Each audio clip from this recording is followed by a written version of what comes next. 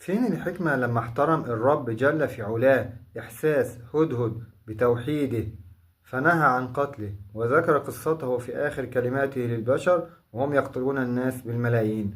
فين الحكمة من كده؟ مش لكده ممكن يكون من الحكمة عشان أقول لك إن ده من تمام رحمة الرب جل في علاه، ومن تمام سماحة الشريعة الإسلامية اللي ارتضاها لجميع خلقه.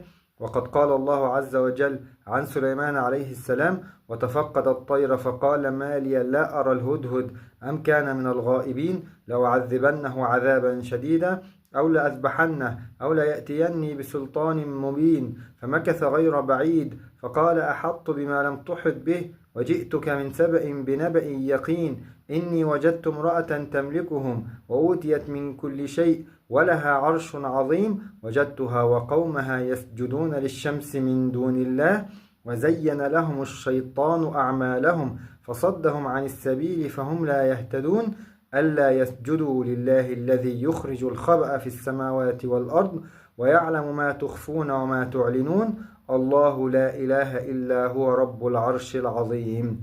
وذكر ابن كثير رحمه الله عند تفسير هذه الآية أن الهدهد لما كان داعيا إلى التوحيد نهي عن قتله. وأما هؤلاء فبقالهم سنتين حابسين 2 مليون إنسان وبينكلوا بيهم، ووصل بيهم القتل والجروح والإصابات لأكثر من 200 ألف، ده غير 100 سنة من القتل الممنهج.